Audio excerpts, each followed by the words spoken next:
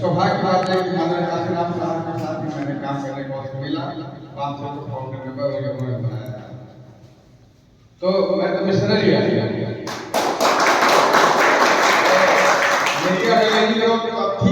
थी, वो भी अभी भी है। इस सरकार में रहते हुए अपने मिशन के तहत मैं काम करता हूँ, अपने दायित्व निभाते हुए अपने मिशन का एक काम कर रहा था। बहुत सारे मित्रों में लोग बुलाते रहते हैं, मैं तो पहुँच जाता हूँ, जहाँ नहीं बुलाते वहाँ ही पहुँच जाता हूँ। ये मैं देखता हूँ, सुनता हूँ कि हमारे समाज के लोग हैं वहाँ पर एक कोई कार्यक्रम कर रहे हैं तो नहीं बुलाए, कोई बात है तो अपने हौसले करते रहे। आप इतना सरल लग रहे हैं, इतना आपको अपने प्रोटोकॉल का ख्याल रखना चाहिए, बुला बुलाए नहीं लेना चाहिए। प्रोटोकॉल का अभी प्रोटोकॉल अपने लोग भी मिल जाएगा।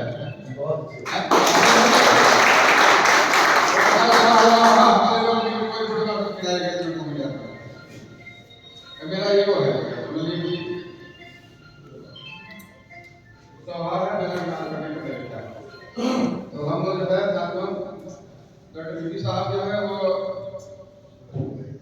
जो 17 यूनिवर्सिटी है तो लेकर 2018 का जो उसमें जो बहुत बड़ा संघर्ष हुआ था हमारे समाज के, पूरे हिंदुस्तान भर के सभी लोग होकर के सरकार में सहयोग दिया, हिला दिया, तक दिया और सरकार झुक गई। उसमें आज जो है सरकार पर को बहाल करना पड़ा, जिससे हमारे बहुत साथी नौजवान शहीद हुए। और उनकी याद में डॉक्टर साहब ने अपने गांव पर अपनी जमीन ले करके कुछ पैसा लगा कर और लोग मदद से भी स्तंभ बनवाया। सबके फोटो लगे हुए हैं, सबके डिटेल्स हैं, कहाँ रहने वाले हैं। जब ये कार्यक्रम जो है वो उद्घाटन होना था तो डॉक्टर साहब से बात चल रही तो उन्होंने कहा कि देखिए उद्घाटन होना हमारा मेरे को आपको आना है, हमने निश्चित आएंगे। मैं प्रोग्राम बना लिया। मैं पहली बार पश्चिम में जाता था, ज़्यादा पश्चिम नहीं निकलता था, पूर्वांचल के दौरा करता था, ज़्यादा तक निकल गया। मतलब बुंदेलखंड बुलंदशहर जो है, मैं उस दिन जाना कि मतलब कितना दूर है यहाँ से, वाकई में जो है कई जिलों को क्रॉस करके जाना पड़ता। सुबह निकला, शाम को 6 बजे पहुँचा। मेरे कमर में हालांकि इतनी जर्नी नहीं थी, मेरे रीढ़ का ऑपरेशन हुआ पेट में, ये कुछ 7 साल ऐसे जगह पर जरूर दर्शन करने के हमारे शहीदों के याद में पहुँचना। फोन के डॉक्टर प्रोग्राम कब से है, कब तक आना है, तो डॉक्टर ने कहा कि पोस्टपोन हो गया। तो पता चला कि 7 साल ने परमिशन नहीं मिली है। प्रशासन को कहा था कि ऐसी मानी नहीं करता है, तो इसलिए फिर जो कोई बात नहीं, मैं वहाँ पर पहुँचा जरूर, लेकिन फिर वहीं से जो है कुछ दिन वापस आ गया। उससे तो भाग्य नहीं मिला, फिर कभी दोबारा जाऊँगा, वहाँ जाऊँगा, उस जगह पर नतमस्तक होऊंगा। तो साथियों देखिए, रिटायरमेंट के बाद जो है लाइफ दूसरी रहती है। बहुत से लोग सर्विस में रहते हुए उस समय नहीं निकाल पाते परिवार के लिए, अपने समाज के लिए, लेकिन आपने अपने दायित्व को, सरकारी जो दायित्व है उसको निभाते हुए सब कुछ करते रहे, परिवार को देखते रहे, समाज को देखते रहे, और अब भी आगे भी हम सब लोग भी करते हुए देखेंगे। तो ये हम लोग के लिए बड़ी सौभाग्य की बात है कि है क्या कि समाज में इस समय जो है सही नेतृत्व नहीं मिल पा रहा। आगे जो हालात है सबको मालूम है, बहुत ज्यादा तो नहीं जाएंगे, राजनीति नहीं जाना चाहते, लेकिन स्थिति है हमारे लोग ये बड़ी सही स्थिति है। हमारे लोग बस समझ लीजिए कहीं भी नहीं रहेगा, नहीं इधर जो हमारे नजर हो पा रहे, बहुत सारे इधर जा रहे स्थिति है। आपका हार्दिक स्वागत अभिनंदन। और हम लोगों के छात्रावास में भी पूर्व छात्र डॉक्टर सुशील कुमार कुमार सर आए हैं और मनोज प्रभाकर भैया आप आए, आप मुख्य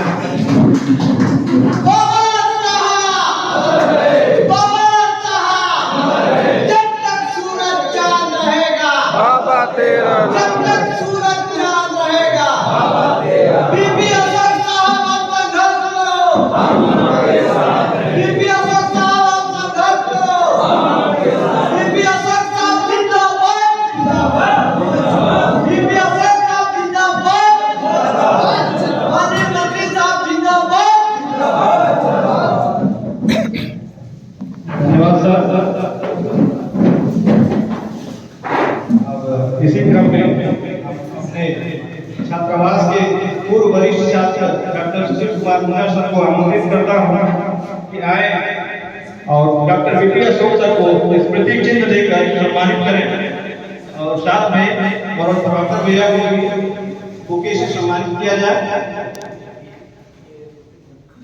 डॉक्टर सुशील कुमार मुन्ना सर पूर्व छात्रावास में अंतर्वासी छात्र हैं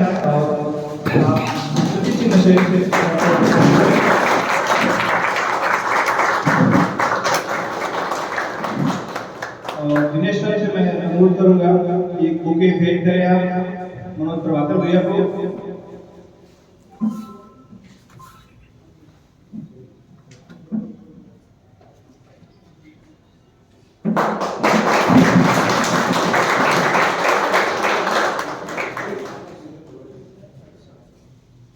धन्यवाद।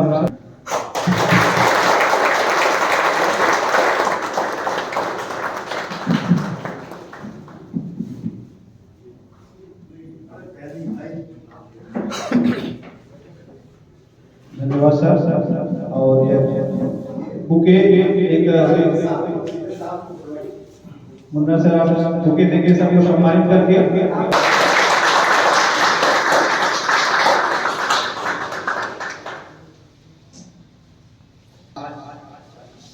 तैयार हुई। जैसा कि हम लोगों ने इस कार्यक्रम के रूपरेखा तैयार करके उस कार्यक्रम को सफल करने की भरपूर कोशिश की।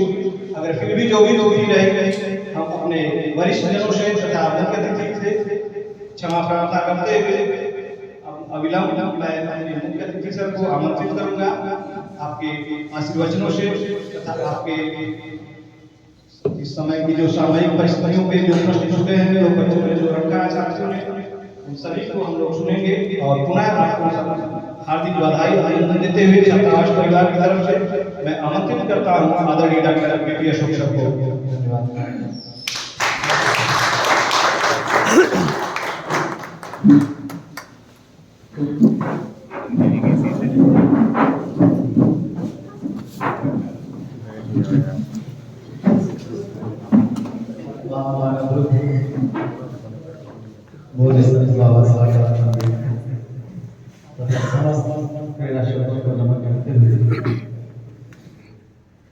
कार्यक्रम में मंच पर विराजमान बड़े भाई मंत्री जी विश्वनाथ जी, मनोज प्रभाकर जी,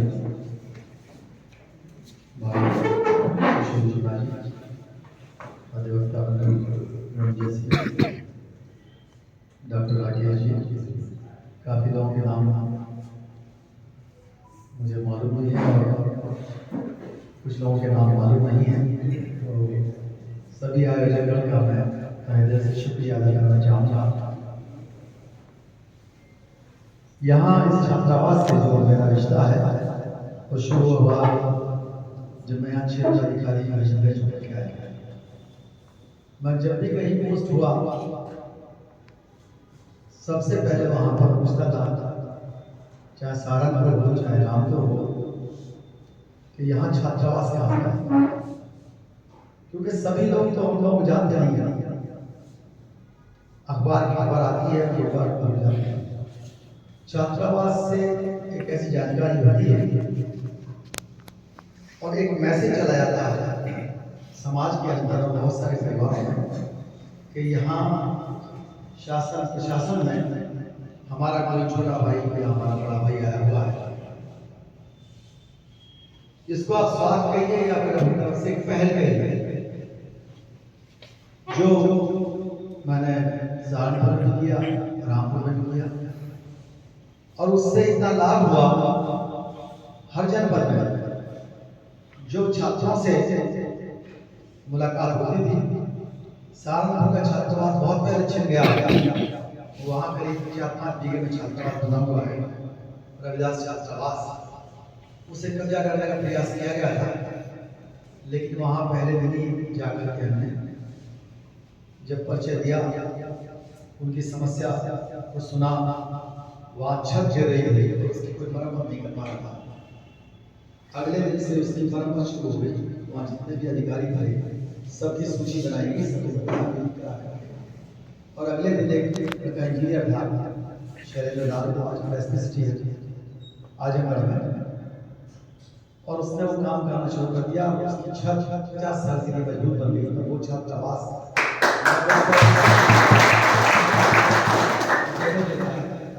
ऐसे ही रामपुर में भी छत आवास था। जब तक मैं रहा उसको कब्जा नहीं करने दिया, लेकिन जब मैं चला आया वहाँ लोगों ने उसे बेच दिया, उस पर कब्जा हो दिया रोशनबाग में।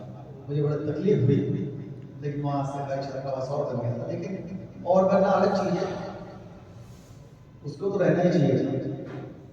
आगरा में जितने छात्रावास थे सब में मजा आया करता था। ये आप लोग हमारे छोटे भाई हैं, अगर आपको कोई जानकारी होती है कि आपका एक बड़ा भाई है, तो प्रेरणा दो तरह से होती है। एक तो दिशा मिलती है, कुछ दशा सुधरती है, प्रेरणा भी मिलती है, और भटकाव का होता है, एक जिम्मेदारी का एहसास होता है बच्चों में, छोटे भाई में, कि यहाँ पर हमारा एक बड़ा भाई है, कहीं उसकी बदनामी ना हो हमारे किसी गलत कदम से। तो निश्चित रूप से एक जो संपर्क है अपने आप में एक दूसरे को पावरफुल करता है। मैं अपने अगर बचपन की बात, जैसे कि आपके हमने उम्मीद की चीजें ऐसी बताएं अपने लाइफ के बारे में। हम जब बहुत छोटे थे, गांव में रहते थे, और वहीं का जो सरकारी स्कूल था वहाँ कभी चले गए, कभी नहीं चले गए, सब घुमा करते थे। पिताजी का सिलेक्शन हमारे साथ नहीं हुआ था पहले, क्योंकि बाहर हुआ होते थे तो बच्चे भी काफी बड़े हो जाते थे। पिताजी ने किताब ला करके दी थी, भागो नहीं दुनिया में, राहुल साहब की किताब है। मुझे अंदर क्या लिखा है तो याद नहीं है, लेकिन उसका जो टाइटल है वो इतना अच्छा है तो वाकई हम क्यों भागे, हम दुनिया को बदलने का प्रयास क्यों ना करें। और वो दुनिया कौन सी दुनिया? हमारे लिए कोई यूनिवर्स नहीं है दुनिया, हमारे लिए वो है हमारा पड़ोसी, हमारे रिश्तेदार, हमारे मित्र, हमारे क्षेत्र के लोग और हमारे जानने वाले लोग जहाँ हम आते जाते हैं, वो हमारी दुनिया है, हमारा देश हमारी दुनिया है। विदेश जाते हैं तो निश्चित रूप से वहाँ भी एसोसिएशन होता है और हम जुड़ते हैं लोगों से। उस किताब का बहुत बड़ा असर पड़ा, एक मैसेज मेरे दिमाग में आज भी बनता है कि हम दुनिया को बदलें। वो किताब पुलिस अकेडमी से पिताजी ने लाके दी थी, जो मुरादाबाद में ट्रेनिंग कर रहे थे उस समय। दूसरी चीज हमारे घर में जो मुरादाबाद में रह रहे थे तो एक करंट लटका हुआ था बाबा साहब, जिसमें बाबा साहब पूरे वकील वाली वर्दी पहने हुए थे, काली वाली नीचे नीचे जो एप्रन होता है, उस पर लिखा हुआ था doctor Bhimrao Ambedkar MA LLB PhD DLED Bharat सब डिग्रियों के नाम लिखे हुए। हम लोग पिताजी से बहुत कम बात करते थे, अभी भी डर लगता है मुझे, लेकिन हमने पूछ लिया पिताजी इसमें सबसे बड़ी डिग्री कौन सी है? पिताजी ने हिसाब लगा कर कहा कि ये DLED जो है इसके बाद कोई डिग्री नहीं होती, सबसे बड़ी डिग्री यही है। तो मैंने उसने कहा भाई मैं भी DLED करता हूँ, 4 साल का रहा हूँ 5 साल का, तो बोले हाँ ठीक करना। फिर दूसरा सवाल मैंने किया कि अच्छा बताओ कहाँ पढ़ाई की थी?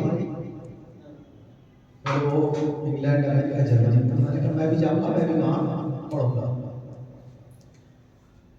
और उस दिन 4-5 साल के बच्चे का वो अपने आप में कमिटमेंट एक दिन सफल हुआ। एक दिन ऐसा आया कि मैंने सबसे कम उम्र में दुनिया में DLED की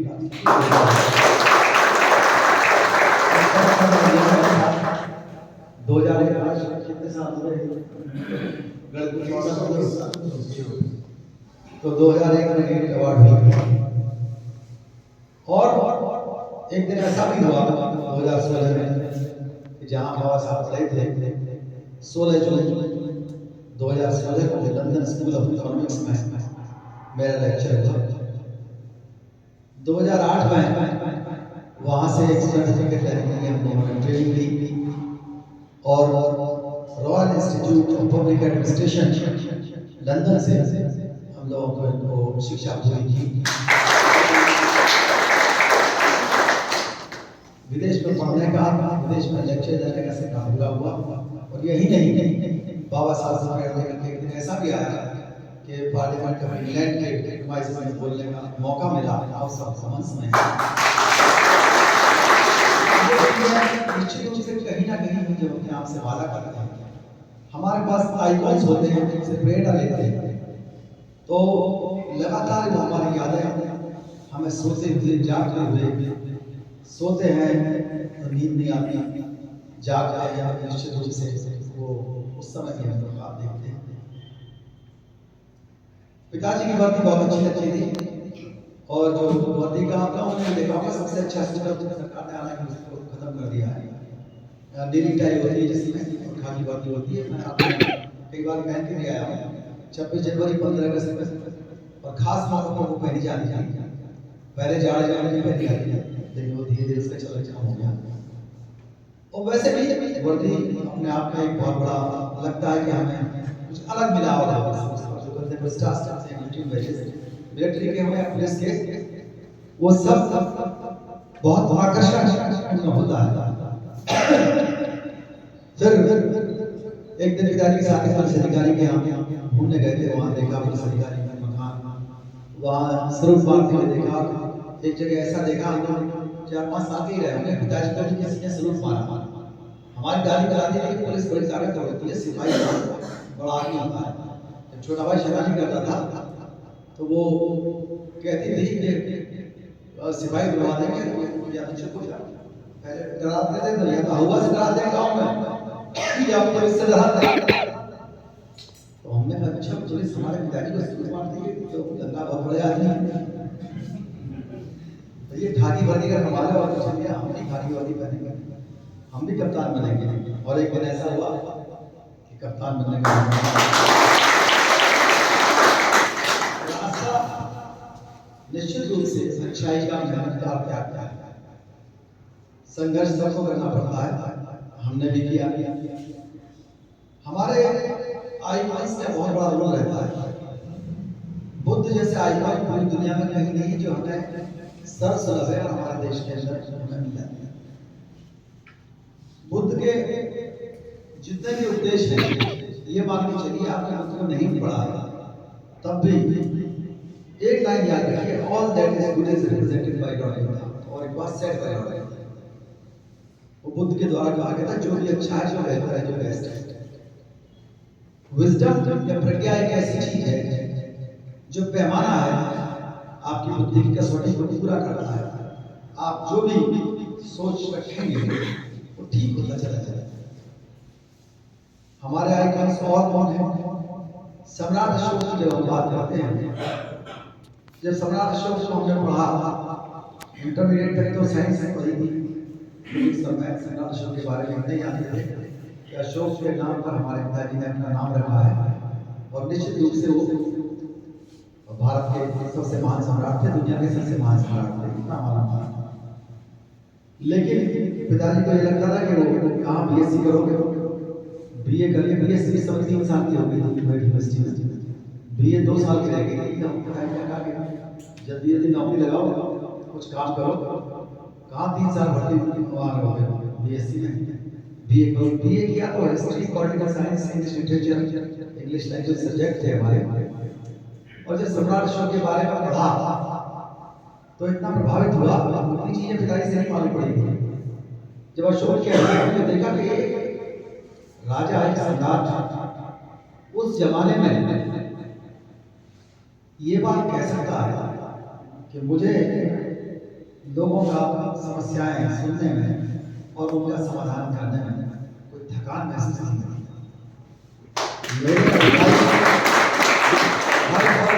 हर जगह जनता की समस्याओं को सुने और उनका समाधान करें। मेरे अधिकारी जनता के साथ रूखे मन से काम न लें, गुस्से से काम न लें, क्रोध से काम न लें, चिढ़न से काम न लें, उनसे ठीक से बात करें, सद्व्यवहार से बात करें। ऐसी बात आप सम्राट अपने साल पहले कहता है। ये एक आश्चर्य की बात थी जो आज मॉडर्न मैनेजमेंट और एडमिनिस्ट्रेशन सिखाते हैं बड़े बड़े जो मोटिवेशन गुरु हैं, वाकई वो पहुंच ही नहीं पाते सम्राट अशोक बुद्ध बुद्ध जब कहते हैं you are what you have made of yourself, तुम वो हो जो तुमने अपने आप में बनाया है। और सम्राट अशोक ने बुद्ध के सिद्धांतों पर अपने पैर स्टेट बनाया इस दुनिया में। और पूरी दुनिया के अंदर चाहे जितने दर्शन या धर्म जो भी पैदा हुए, जिन्होंने भी मानव कल्याण की बात सोची वो उनके बाद ही सोची, चाहे वो स्टोइसिज्म हो, चाहे हमारे देश के अंदर बहुत सारे दर्शन पैदा हुए, उनके अंदर जब भी जनता के जन कल्याण की बात आती है, जो भी राजा